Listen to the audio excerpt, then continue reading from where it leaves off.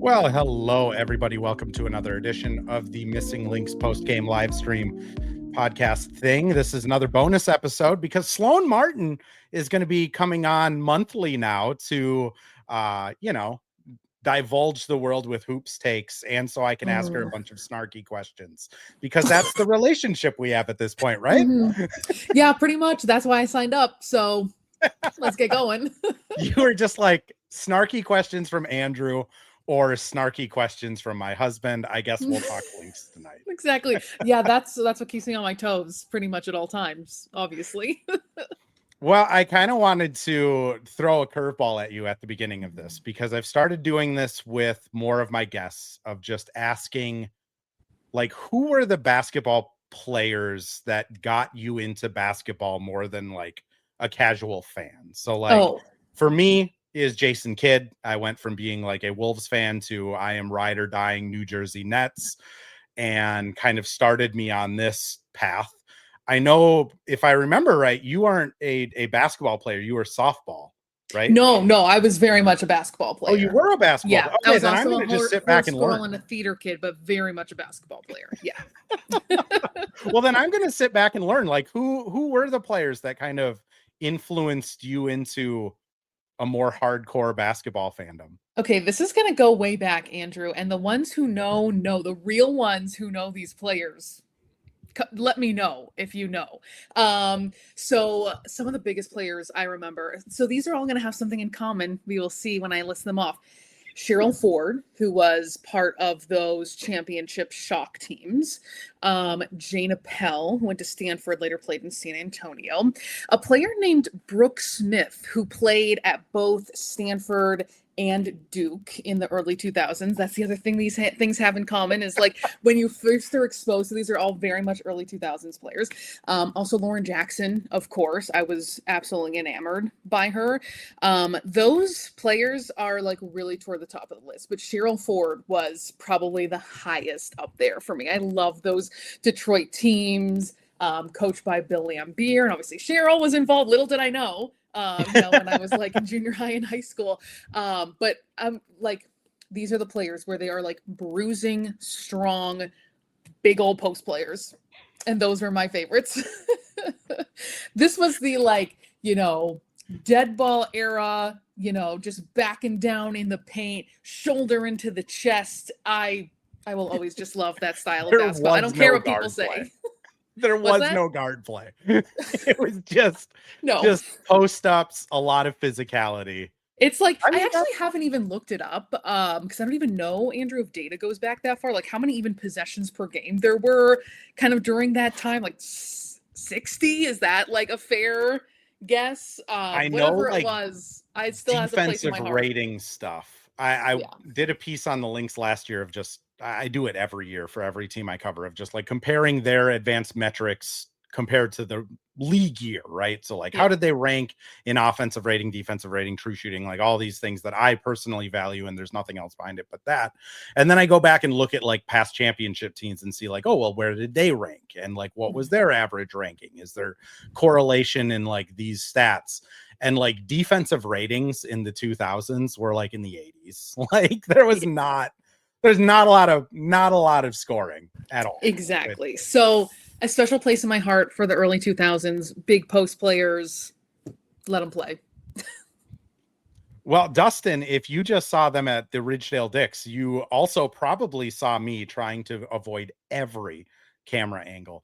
But Sloane, I do just like that. That does kind of check out because you like post players. Like it's hard not to see, but I never try to bring any bias into what I do except for this. There is an unabashed post bias that you should know when you listen to me.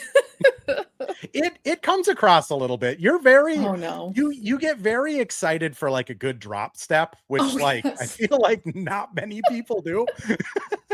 Honestly, and that's like truly like that's why I have enjoyed watching Natasha Howard so much this season because there is this elegance to the way that she plays. To me, it is music to my ears. It is art to watch her work. That's how I see it. Like that is how much I appreciate that part of the game.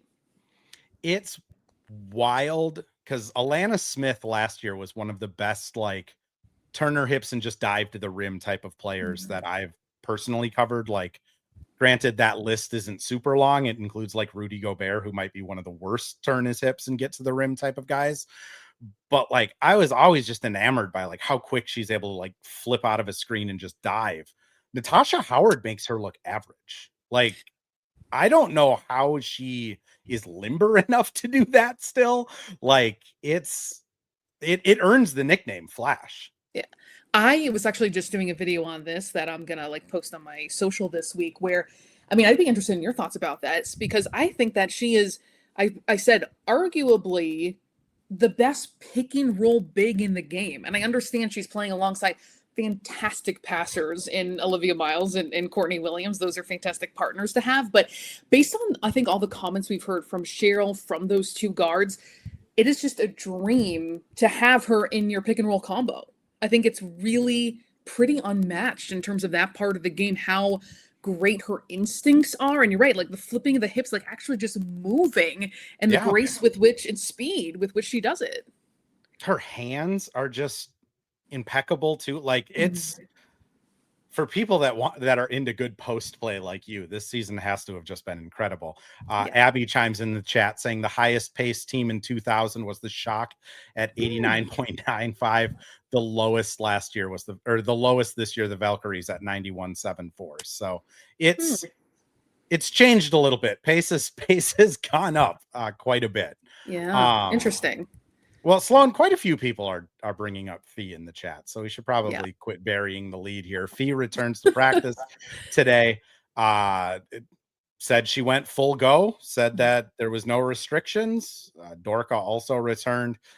I guess just initial reactions to the best team in basketball getting the second best player in the world back. I have found myself saying over and over again through this, tremendous start to the season, I feel like I have to like remind people like, hey, this team is playing so well. Of course, we know they're the number one team in the WNBA. Their scoring margin right now is over 11 and the next highest is 5. Like there is a gap between the Minnesota Lynx and the next best team. And all due respect to great challenges they're going to see throughout the league this season. But at this point, there's the Minnesota Lynx and a gap. So to get back an MVP caliber player, one of the best on the entire planet, and the EuroLeague MVP, who's 26 years old, who has this new, as I'm sure we're going to experience firsthand, this new budding confidence. I cannot be more excited for how that's going to look, to finally have post depth.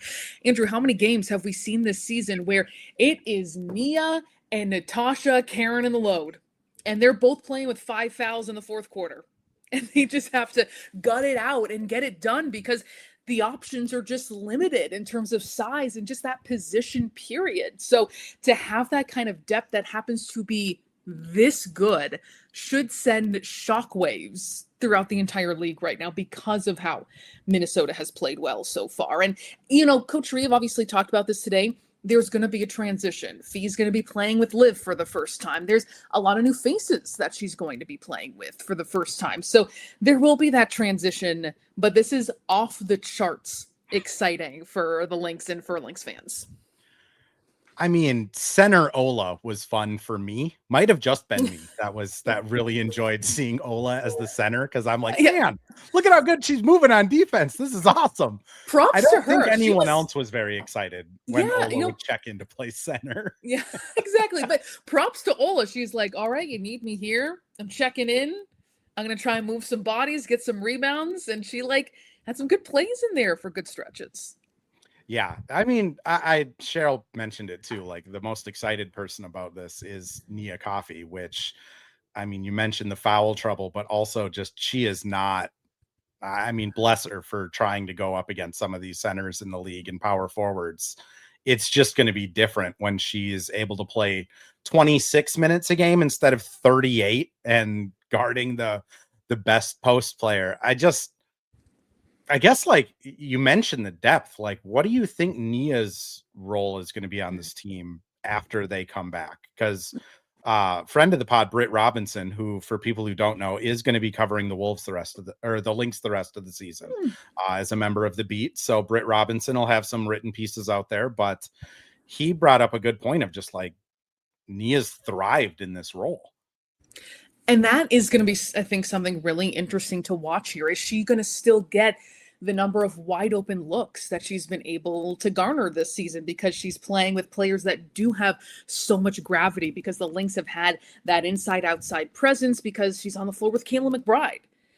She's had a really good amount of shots that I think have been pretty uncontested, and that's led to her having just an astronomical shooting season. You know that talent is there, and now we're finally seeing it like unleashed again. So that has been fantastic to see. So I think that's going to be certainly a transition for her. I agree, with what Cheryl said, where she said she's actually excited because she's been overworked. She's now wanting to have fresh legs. She's now going to be able to have even more burst, especially on the defensive end, where she has been so strong.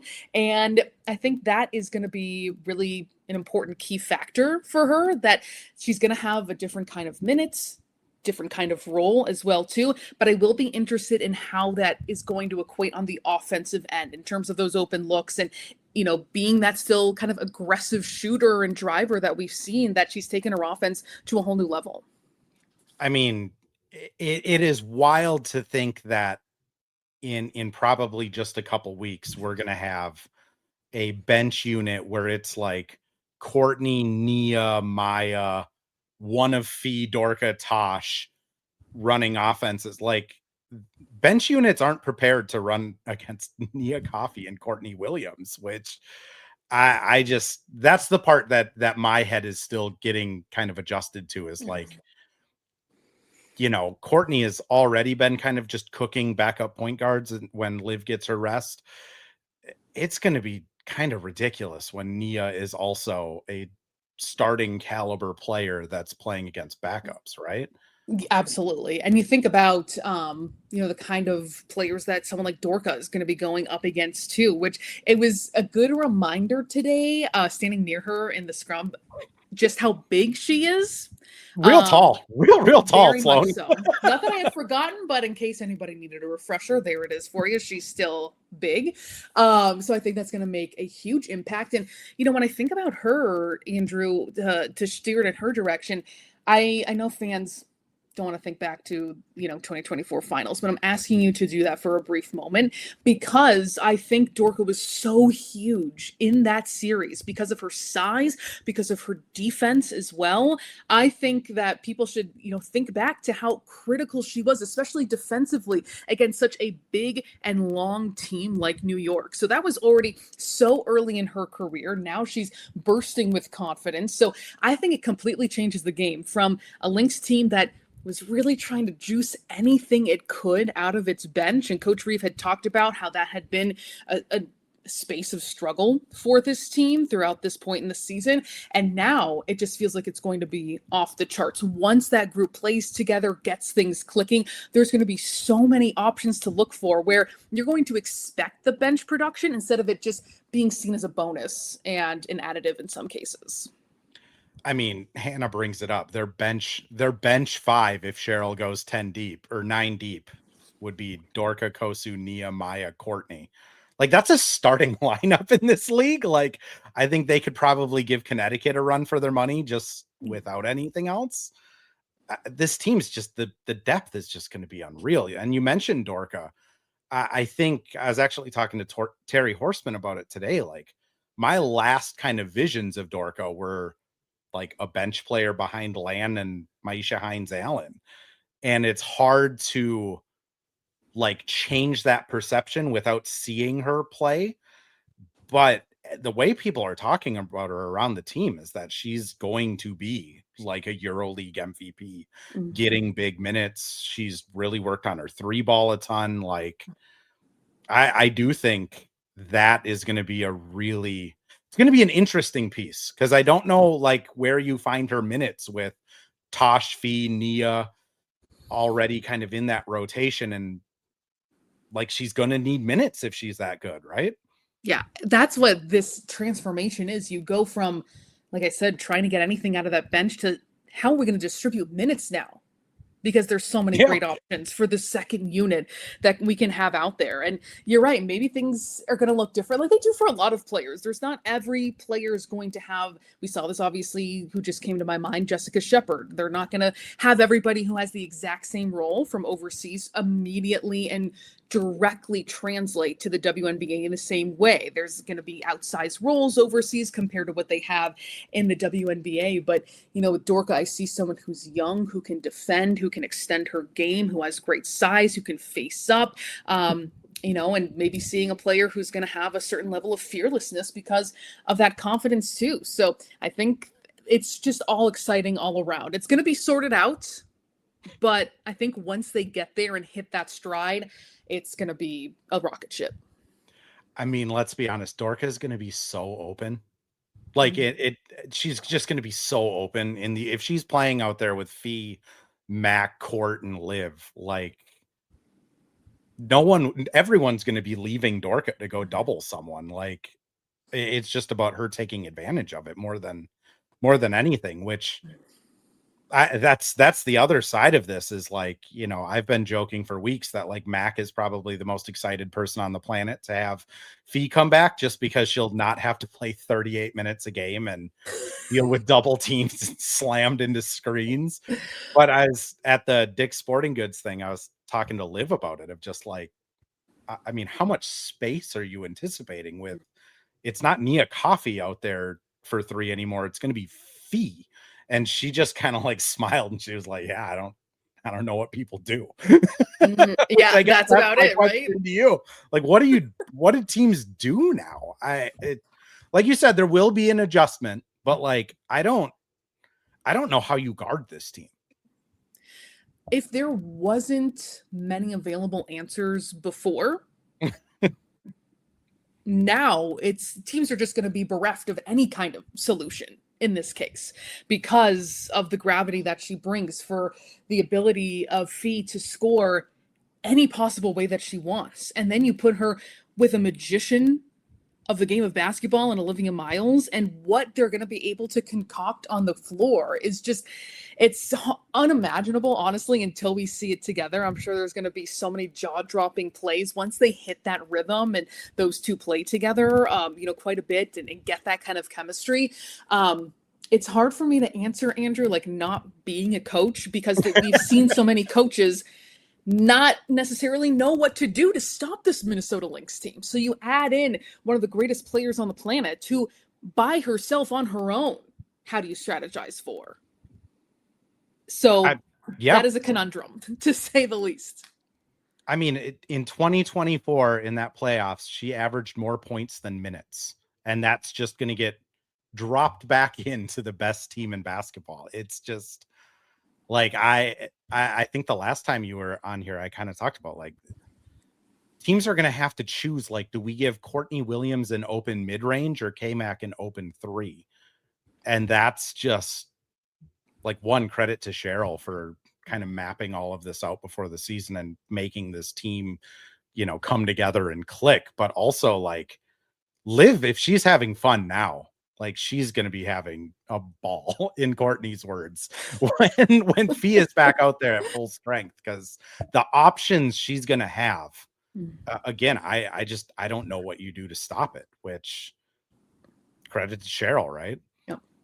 When it was, and you're talking about bringing someone in and refolding them back into a system that she's already familiar with. You know, the dynamics change a little bit with having new players on the floor if you're Phee, playing with a brand new point guard, but this is someone who you're able to really insert into, obviously, you know, a Cheryl Reeves system where she has played her entire career. So it makes you feel like she's just going to have fun playing around with what these options are, what these different looks are, and feeling out that timing, you know, with a couple of new teammates on the floor too. So it just feels like the sky is the limit for the creativity, for the production we could see for a team that already has one of the best offenses in the WNBA to this point. That is the best shooting team and, you know, one of the most efficient as well. And then you throw in a 50, 40, 90 shooter. Let's not forget about that milestone from last year either, as I'm seeing her shoot threes and she's cannon nearly every one of them today at practice. And it's like, oh yeah, that's also what they're bringing back here. Yeah, going in and seeing the Noah shot things where it tracks their shots and their workouts, and seeing Fee's hitting like 75% of her workout threes, and it's like, oh, so she's been busy when she's Yes. not able to move her ankle. She's just getting up three after three after three. It's I've like continuously on this pod just been like, it'll be weird at first, but when Phee is clicking, like, it's an Asia Wilson caliber player that is just here out of it just poofed on this team mid-season, which I'm excited for it. The Dorka side of it, I'm really excited to just see what looks different. Last thing on Phee before we move on to Olivia Miles and her potential villain era, but Nicole brings up, why does Phee sound like she is leaving the Lynx next year and she's so stressed? Anything you can add to help either increase Nicole's stress or decrease it, Sloane? I don't know if I've picked up on that on her recent comments. Like, obviously, I know people point to, the signing in the off season, but to be honest, I feel like it's just too soon to tell.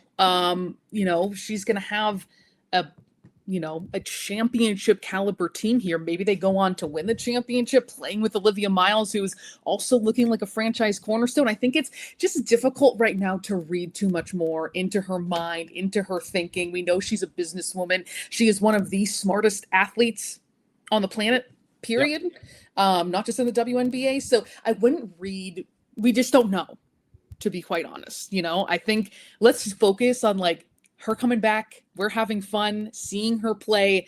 Worry about the future, when it comes here. I will just continue to say what I have said, that Phee, if you're listening to this for God knows why, take all of the private jets this offseason, take all of the free steak dinners, enjoy free agency, and Lynx will be here. But if I was a free agent, I would take every private jet ride. Like, why wouldn't you? Like, that's the most wine and dining ever. Like, Austin Reeves got custom embroidered airplane pillows from the Lakers. Like, I want custom embroidered airplane pillows. Like, see what gifts you might be able to pick up out there. NECA got balloons. I'm sure someone will give more than balloons to Phee. Like, I think she should just do all of the visits. If it's really about winning, it's really hard to map out a better situation. But Fee's gonna Phee. And that's the thing, is like, maybe I should say this in like my regular life, like to myself, like to not let that like kind of anxiety or lack of certainty about the future, like kind of affect the way you're going to enjoy this season, because this is truly, truly special. And she's a special player and is one of a kind, and is going to be playing with another truly special and one of a kind player. But I wanted to add one more thing, Andrew, about Phee. And that was, kind of what Cheryl was saying, where just how antsy Phee has been able to get back. Like, the way she has talked, having to pull the reins on her because she was so much chomping at the bit to want to get back onto the court. And even Cheryl saying, this is good just for her happiness and her mental health to get out there, to be in the mix, to celebrate on the court. Just what an injection of energy that is, to celebrate on the court versus being on the bench and you're just kind of on the outside, not experiencing things the same way. So I just expect, not that this, this goes without saying, expecting a truly energized Phee when she comes back, just ready to say, let's remember who I am here. Queen FOMO, I believe Cheryl called her. That was it. Like, we have Dory, Queen FOMO, and Tashi, I guess. It's just wild. Oh no, Andrew, did we lose you? Am I going to carry everything now? Or maybe this is just me. I'm texting him right now. Well, Sloane almost had to run the whole show herself. She didn't. I am going to throw us to a couple ads. Hey, Andrew, I actually can't hear you. I don't know if I just lost you. I don't know if this is on my end or if other folks are having issues right now. Let's run ads and we'll figure it out in a bit. Well, hello. Thank you, Livestream Andrew. This is Ad Read Andrew. And today we have Firehawk Construction and Remodeling, the presenting sponsor for the Missing Links podcast. Firehawk Construction and Remodeling strives to inspire people to follow their ideas, working with respect and understanding to create a quality, tailored result. Firehawk Construction and Remodeling, located in Blaine and serving in the North Metro area, is here to help you with your building and remodeling needs. I can say personally, thanks to Firehawk Construction and Remodeling, I have a beautiful deck in my backyard and countless projects that I started, they finished. Get started on your new deck or remodel today by calling Isaac at 763-710-5686. And we're back with another ad read, this time for Pence Homes, the presenting sponsor of Hitting the Hardwood Network. From the best tools and technology to transparency throughout the entire process, Nate Pence and the Pence Homes team is the top choice for buyers, sellers, and is proud to support you and your home ownership goals. Get started today by calling 612-308-1122 or by emailing info@pencehomes.com. Well, I heard from the chat that we're both being heard, but I Sloane can't hear you, hear unfortunately. Me. So I am going to have Sloane leave and come back. And while Sloane leaves and comes back, I'll just catch up on chat here.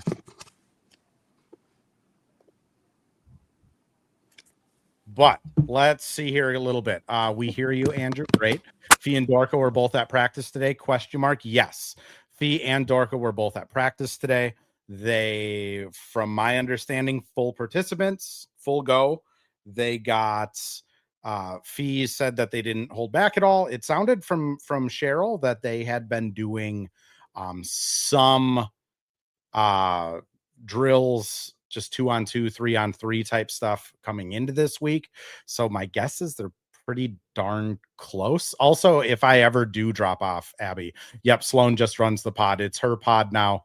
I will write over all ownership to Sloane, and she's back. So Sloane, let's get into Olivia Miles villain era, because she's going at everybody. Which, as someone who loves trash talking, like I will be honest, I trash talk in every aspect of my life, whether that's playing Madden, whether that's golf, whether that's pig. Like, I think that's an integral part of sports. I love this. Like, for me, this is like my spirit animal is on the team now after watching Phee not trash talk for 2 years. Like, how have you been enjoying that side of Liv? Because I'll be honest, I didn't know it was like this when she was at TCU. I think I had a feeling. I knew just from, I say this, just how I kind of come in with a lot of familiarity from players. I didn't call her specifically in college, but because I see so much of women's college basketball right up close, I thought this is a really competitive player, someone who cares a lot about winning. But I think it's maybe even surprised me too, to be quite honest. She is fiery. And I think the first indication of it, Andrew, do you remember early on in the season when the Lynx had those first 4 games and they were all decided by single digits and very close games, a couple losses. And I remember Courtney saying, we kind of had to lift up Liv. Like, she got very hard on herself and we had to tell her, hey, there's a lot of these games and we're going to win the next one.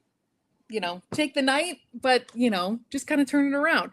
And I thought, okay, that's telling me a little something here about how competitive she is, how much she cares about winning, and how much that quality is beloved by someone like Cheryl Reeves and by the players that she has assembled on this team. That is just the defining characteristic, and she takes it to an extremely high level. I really liked what she said after the Dallas game. I think it was after Dallas, where she said, I don't want to be punked just because I'm a rookie. So she's trying to put the word out right now that I am not one to be messed with or bullied. I'm not going to take your BS on the court. So I respect that too, that she is not backing down to anybody. So I think it's very fun, Andrew, to see how fiery she gets. I mean, there are certain plays when she does the flex, like you can feel that energy, that intensity that she has. And I'm like, whoa, I'm ready to run through a brick wall because of the intensity that she's bringing right now. It is infectious. I love seeing it at Target Center. I love seeing it at road arenas where it is just stunned silence because she is just taken over. So I think seeing that persona really derives from her competitiveness. And I think that is what has been the thing that I've really appreciated the most about seeing those kind of displays. Real quick, Hannah says Sloane is incredibly good at handling things solo. I'm always amazed when she is on the call alone. Thank so you. I will also say Victory Plus one knocked this season out of the park. Like me being able to watch it on my phone everywhere is awesome. You have also been crushing it. Like Chef's Kiss, awesome. So much better than CBS when they're getting people's names wrong. That's just me being a little snarky. But I mean, back to Liv. She might have one of the best like scream into the crowds that I've seen. Like even to the point where she's like screaming into the crowd and like dapping people up in the third row. You have Courtney blowing kisses. You have her also getting into things here, and the energy is off the charts. But I mean, this is the thing, Andrew, too, that like this is able to happen. They're able to carry themselves this way because they're winning. And even Phee said, just today, one of the main things she's picked up on Liv was obviously her instincts and her passing, but she said her swagger. That was the word that she used. But you can do those things because you're winning and because you're really good. So I think they're backing it up, but it is entertaining. It actually makes me feel like I wish I could pay attention when I'm in person to those interactions more closely, like maybe you are able to do from your spot at Media Row. I'm just processing so many things, and I'm watching the ball and I'm hearing things in my ear. So I'm not always able at, especially at Target Center, to pick up on a lot of those like intricate kind of interactions. But when you see it after big plays, it's just astounding. I just keep saying the energy, the intensity. You don't come across that in that same way. I'm like a big WWE guy, which might surprise some people, not others. And like they talk about it like with promos a lot of like you just have to have it. Like no one really knows what it is, but like CM Punk has it, The Rock had it, John Cena has it. Like whatever it is where you can just hold a crowd in your hand and like dictate it off of like what you say or your actions, or like that suspension of disbelief, right? Where you can get people to go like, oh, this isn't all scripted. And like the WNBA isn't scripted, but she has that same ability where she can just hold the crowd in disbelief of like what she's doing, and then have the payoff where she has like the massive 3 after missing 4 throughout the whole game. Or, she has 4 turnovers going into the fourth quarter at Dallas. Cheryl has a discussion with her on the sideline, and then she has no turnovers the rest of the game and like threads a no look to Natasha Howard. And it's like, I haven't been around a player like that. Like on the Wolves side, like Ant naturally knows how to get the crowd pumped up, but it's like just all energy, kind of like, rah, rah, rah, rah type of stuff. Phee can get a crowd pumped up, but it's not the same with her way. stomp, her kind of stomp and scream. Yeah. Like Liv, it's just everything. Like the entire crowd for every second she's on the floor is just mesmerized, which I've never been around that. It's been incredible to be around. I also think about too, and I should know this off the top of my head. I'm thinking about probably just one tech in particular, where I was like, I was a little scared. I was a little taken aback. Like she was jawing at the referee, and I thought, oh, this is serious. She is getting it all off her chest plus more. And that is that same kind of intensity. When, we're describing this, I just think of a winning player. Yeah. Because that's honestly all she cares about. That's how much she wants to achieve that. And that's how it just manifests for her. It's not to say that players who don't, act like that, don't care about winning, aren't competitive, but it's like she can't keep any of it bottled up. It's impossible for her. She wears it on her sleeve. She's more reserved, at least in front of the media, a little more like soft-spoken. Great, extremely intelligent and great to listen to and talk to, but definitely like more on the reserve side. And then you see this unleashed. And it is such a different person. I mean, I think about that every time we get her for press conferences, because like the same person that just got a tech for excessive shit talking to, I think it was Portland, where she just followed her down the court after a layup screaming at her, then drew a charge, then had a crazy dime, then stole the ball, got a layup, talked all the way back to the bench. is the same person that was almost in tears when she found out how much her charity auction had sold for. Yeah. And it's like, these two things shouldn't be the same person, but they just are. Yeah. I think that's such a good comparison you made with WWE, though, in terms of that presence that I think is undeniable that she possesses. And that is something that is just so attractive about her when you just talk about her likability. It is the entertainment level, of course. I mean, what you're seeing, it is just eye-popping night after night. But that kind of likability, someone who just cares so much and works so hard and just can't bottle up any of these, emotions that she's having because she cares so much. I mean, how can you criticize that? That's not a villain to me. That is likable. It's not a villain.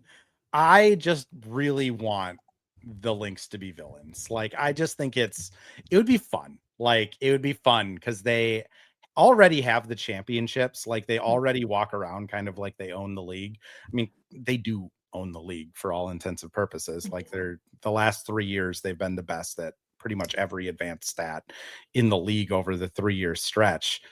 But then, like, you're absolutely right. Like, Kayla McBride is one of the most likable human beings on the planet. Courtney Williams' Q rating has to be like in the thousands.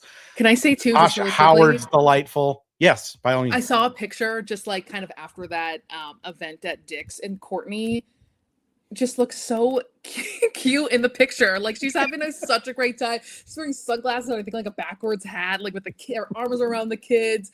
So just had to like add that in when you're talking about her likability. It's like, that can't be a villain. Like, it just can't. Like, but I do think, Andrew, when you are the number one team by a significant margin, there is a target on your back. And I think that this is maybe also a response to knowing that teams are coming after them and they're coming hard and they know the kind of execution and intensity they're facing from opponents night in and night out too.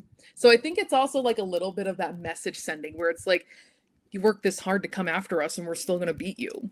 I think 20, Sloane. Like, they're not just going to they're going to beat you by 20. I know. Yeah. Yeah. Cannot be understated. So I think it just goes hand in hand with being a winning team, teams trying to humble you, trying to knock you down, trying to take you off of that number one spot, trying to get a win against this Lynx team, plus the kind of fiery competitiveness that exists in great abundance on this team. And then it's just like, incendiary during some games.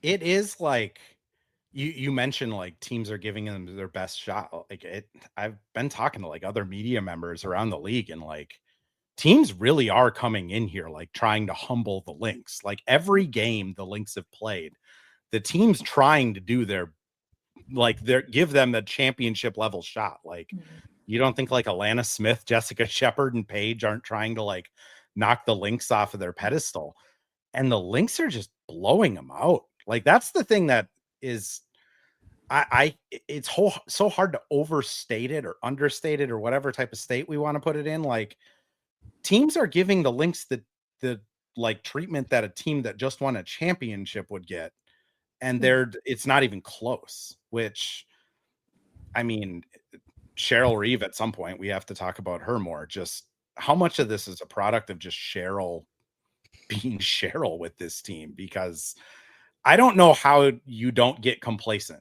You know what I mean? Like, yeah, I feel like at some point in the season, we should see this Lynx team just not have effort or not come out with energy. And they've had like quarters where they don't have energy, but like every game they're rising to the challenge.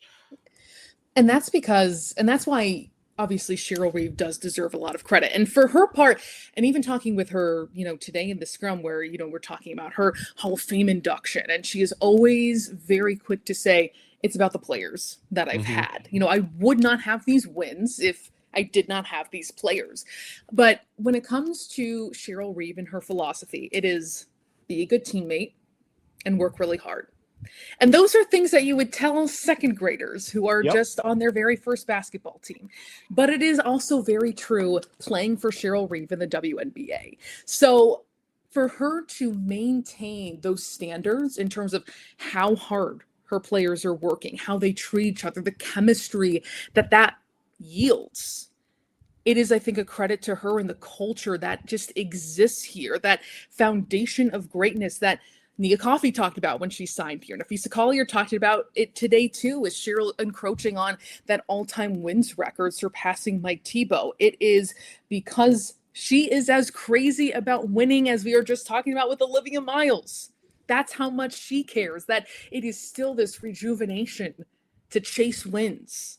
So I think that's what motivates her, and she's able to impart that to her players and her team and bring in players who already possess that drive and that obsession with winning as well and having that competitiveness. So when it comes to her, that's what I think of, is what those foundational pieces are and how she's been able to maintain that for such a long time now.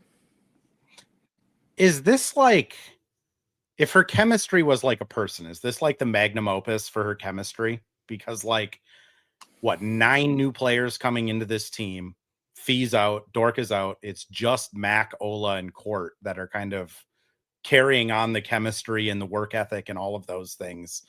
And like, this team is playing just as hard as last season's team. Like, is this the best proof of concept of what Cheryl does type of season? When she said a couple weeks ago, I didn't think that we would find a 5 that would exceed the chemistry and the connection of the last 2 years of 2024 and 2025.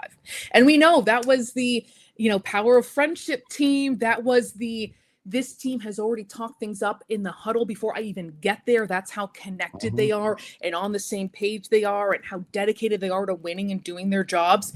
That was that era. And she's saying this connection exceeds that. That has struck me since the time that she said that, because I think even to what Napheesa Collier said today, or no, it was Dorka actually who said it. The joy. The joy that this team plays with. You see it on their faces. You see it the way they play. You see it off the court as well. And that's what also made her so excited to be jumping back in again and playing in the WNBA and with this team and with this franchise. It is, it sounds cliche, but it truly is palpable. But it's a reason they're the best team in the league. It's a reason that they're so efficient. It's because the way they operate is through no ego. Yeah. And that's what has allowed Olivia Miles to be who she is. And I think that tone is set, obviously, from the vets, from Phee, from K-Mac, from Natasha Mack, from Nia Coffey, who, you're not seeing someone like her, even on really social media that much either. There's just an egoless presence amongst the superstars and the veterans of this team that trickles down. It comes from Cheryl above too. So it all works together with the right combination of people and the coach who sets the standard and the culture in the first place. There's a quote, I want to say it was like 2 or 3 weeks ago. It was at some point where Cheryl was talking. I don't even remember what I asked her, because Cheryl has this way of, I ask something mundane and she gives like the most 2-minute long influential answer ever. But it was essentially about like making sure the people she brings in are right. And like, she's made mistakes before and she won't do that again, and has people in place to make sure she doesn't do that again. Yeah. And like, ever since that, kind of like your moment where she said this team's connectivity is better than the power of friendship era, I've just been kind of looking at this team of like, yeah, everyone from top to even like Hamzova is so authentically a Cheryl Reeves player that it is just kind of crazy that she has just figured out this cheat code of like, this is the personality that will mesh seamlessly, which it's this year to me has just been just kind of eye-opening of like, oh, she could really do this with anyone. Like, if she gets to pick her team, like, she's going to get any cast of characters in there, as long as there's a couple that'll kind of ride with her, and she can do this, which Court and K-Mac, I think, get a ton of credit. And honestly, when Phee comes back, I think it's going to be another just point of proof of concept point of like, yeah, it's just, there's no ego. The dynasty era, those players were workhorses. Those players were built in a factory of how you would build a 1 through 5 basketball lineup. And they won 4 championships and went to 6 finals. And I think what has been most impressive about, Cheryl at this point in her career is how she has adjusted and adapted to a new generation of players where you maybe don't coach them the same way that you did the workhorses of Lindsay Whalen and Rebecca Brunson, for example, who will run into a wall at any point. And it's not to say players now are not as tough or wouldn't, but it is a different dynamic. It's a completely different generation.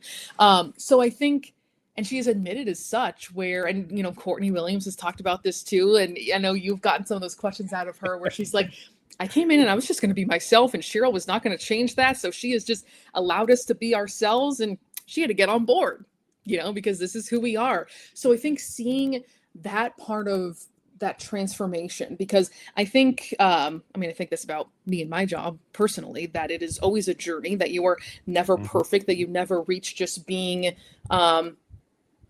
perfection, basically. I think I see a similar parallel when it comes to coaching too, where there is always improvement. And it struck me too when she talked about before, can't even remember who they played. I feel like I'm on like Commissioner's Cup break, not that there is one, but a couple games ago, when they were on the road, and Cheryl was talking about, being inducted into the Women's Basketball Hall of Fame. And she said, it's mind-boggling to me. I don't think I deserve to be there because I'm still building and growing in my career. And I thought, what a mindset that is. Like, that is defining greatness by someone who has achieved that, and telling us this is what her mindset still is that there's still more to go, still more work to be done, more to prove, and more to win. I mean, the more to win is scary, because there's like a realistic path where Cheryl just coaches another 20 years and no one comes even close to this record she's about to break. Jeremy asked an interesting question that I'd love to get your thoughts on, because I can only think of like one, but just, are there any players that Cheryl didn't play enough, or cut them too early, or traded them too early? I mean, I've only been on the beat for 3.5 years, so I'm not going to sit here and pretend that I know. Let's be honest. When Maya Moore retired, I quit watching women's basketball for 3 years. I was like, this is obnoxious. How am I ever going to watch this again? And now here I am with credentials. So life's weird. But like Sika Kone, I think got traded for Maisha Hines-Allen. I think she still has a good path and seems like a good person and all of that. I mean, Maisha is starting for the Fever, I believe, but that's also a championship winning player. She was on that 2019 Mystics team. But this like would be an interesting thing. The player they traded for her, I really testing my memory. She's fine. She's fine. She's still in the league, but that's kind of the point of there's not a lot of people like Cheryl didn't play or cut. Right. Tell me who, and I honestly mean it. This might have to be like a crowdsource of because I'm coming up empty of players who just went on to explode in their careers, after leaving. Tosh in 2018, which fair, but she wasn't really playing for the Lynx. Right. Alyssa Peely, I think, is in Australia. And I think Cheryl has also talked about, they wanted to keep Tosh. They saw the talent that was there, but it was just, she stacked behind these players and really wanted to just kind of flex her wings. So I think that's maybe I'm not trying, maybe a caveat, but I think that's maybe a little bit different. But it is interesting. And I think her ability, and Natasha Howard's a great example of bringing the players in, and this is also about, her as an executive, of course, identifying the players who are going to work in this system from a cultural perspective. Like you said, she said, I'm not going to make another mistake about that, but to maximize their gifts and their talents. To have Nia Coffey blossom the way she has, Alana Smith did recently, of course, the last couple of seasons. So it is, her ability to identify talent and personalities and to have that work within her system. Who is going to be the best in this role? And it's worked time and time again. I even kind of asked Court about that, because she, at the Dick's thing, at the Dick's Sporting Goods thing, I should probably say the entire title.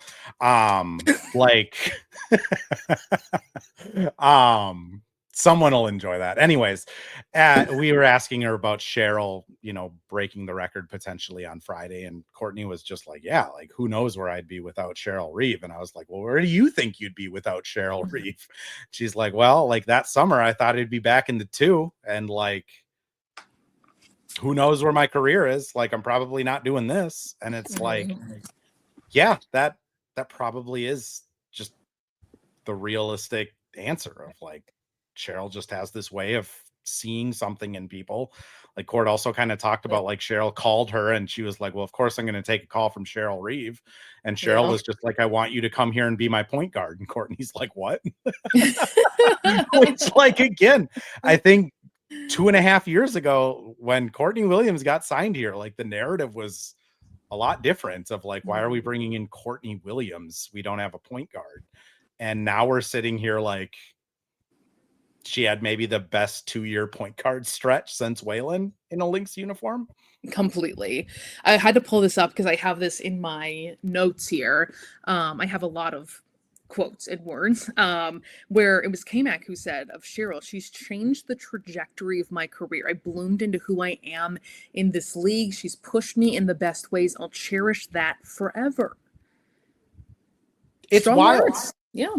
Like BC's exit interview, like she got like teary-eyed and was like, Cheryl believed in me when I didn't believe in myself. And it's just like, what in the world? Like Cheryl should be on all of the talk shows. That's the moral of all of this. Like give her a show on PBS. Yes. PBS. I don't know. Where do like influential? We need to see her be completely unfiltered, Andrew, not PBS. Please think here. But I was thinking about too. I'm not in like the journalist world anymore, but I would be really interested to hear from some of the coaches who have been involved in her career, like Dan Hughes, like Bill Lambier, and seeing her kind of ushered into this historic moment as well. I think that would be very, very interesting. She talks extremely highly about both of those men, and of course of the late Ian Donovan as well, who gave her really her first start in the WNBA with the Charlotte Sting. So I think it has been cool to reflect on what this historic Hall of Fame journey has been, the players who have reached their best along the way. And there's a lot of them. And that's a long history and more wins and more players to come. Does anyone break a record?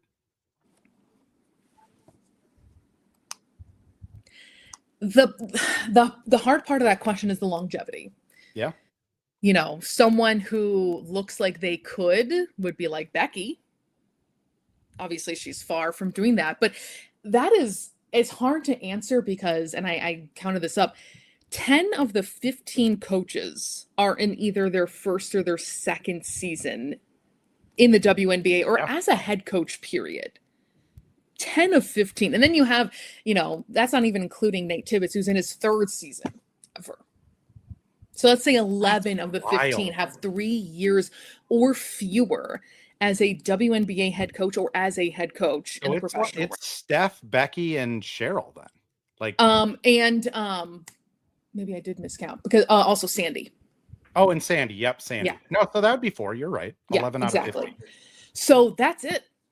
So to have, I think the longevity is the biggest part of the equation there. Yeah. And that might be hard to match. The longevity, and then it's also just like I've said it sarcastically, but a lot of truth behind it. Of like, I don't think Cheryl Reeve could not coach basketball. Like I don't see Cheryl as somebody that at like age 60 is just like, well, hanging it up, I want to go retire. Like she seems like a Greg Popovich, I'm going to coach until I physically cannot coach anymore. And like if she gets 20 more years into a coaching career, like that number is going to be so astronomical that like I don't know how anyone would ever even approach it. I mean, maybe she will be like the Diana Taurasi, where that's someone whose numbers it's hard to imagine breaking at this point.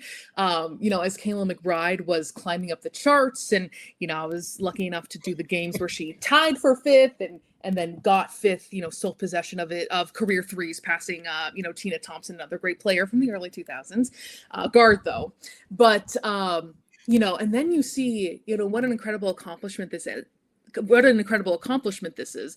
And then you look at the top, and there's Diana Taurasi with double the number of threes. So that's just an aside that you're right. If Cheryl continues at this pace and continues to have this longevity for however long she wants to, maybe she is that Diana Taurasi type of player with the wins.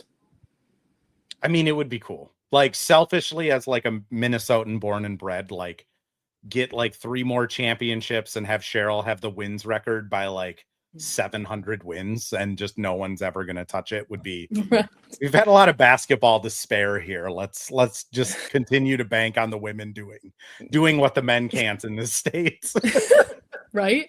I also think too, Andrew, it's interesting to compare and look at the history of the WNBA. So this happens a lot with my prep. When I'm preparing for games, I treat it like I'm studying for a test. I'm at my computer, I'm taking notes, I'm memorizing, I'm watching, literally like I'm a student. I treat it like that. But I often go down rabbit holes. And this one was for the Hall of Fame. And I was looking at every single class and every single person.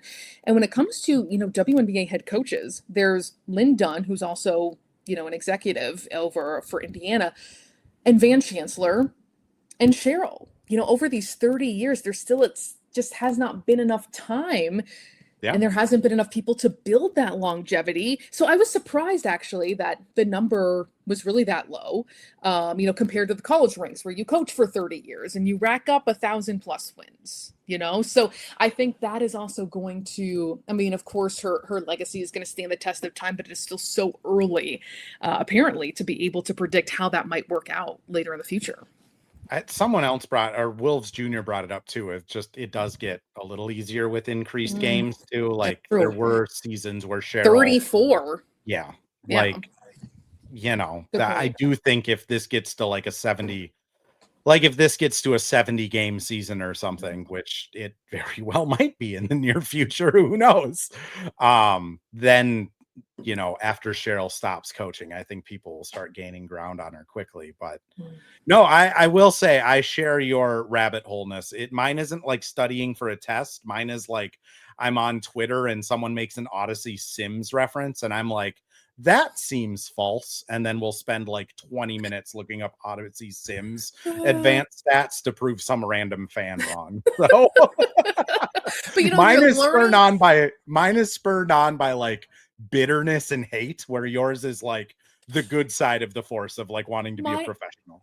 Mine is like genuine intellectual curiosity, where it's like, oh, what's this? Let's take a look at this team here or this person. And sometimes it's too much of a deviation, and I have to kind of reorient myself back to like this current game. But I'm like, you know what? And you should think this too. This is making me more informed. This is not just, dilly-daddling. This is purposeful.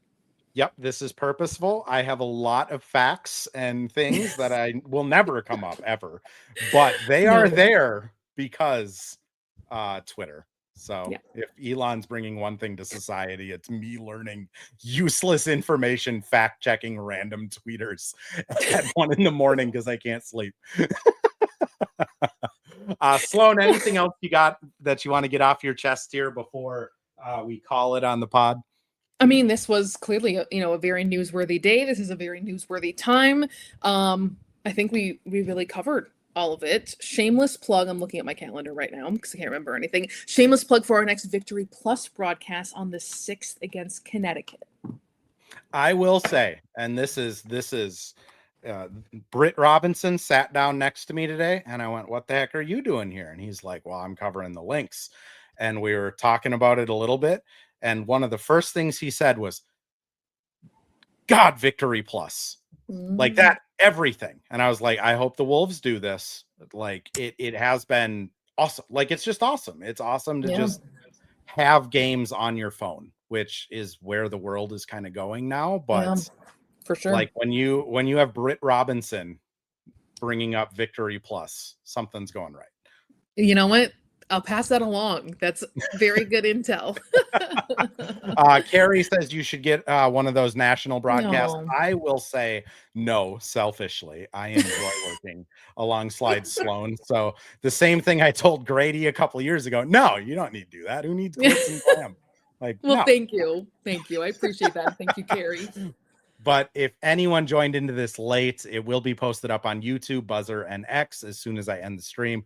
We'll have this out as a full podcast tomorrow morning. That would be, oh God, it's only Thursday tomorrow. That'll be Thursday morning at 7 a.m. Sloane, thank you so much for doing this. I always have a blast. Yeah, thanks, Andrew. And also, you're right. If you missed it at the beginning, this is now going to be monthly that you'll be seeing me, and can't wait to see you the next time. Absolutely. Thanks, Sloane. Everyone, thanks for tuning in. We'll catch you after that Lynx game. Liberty is who they play.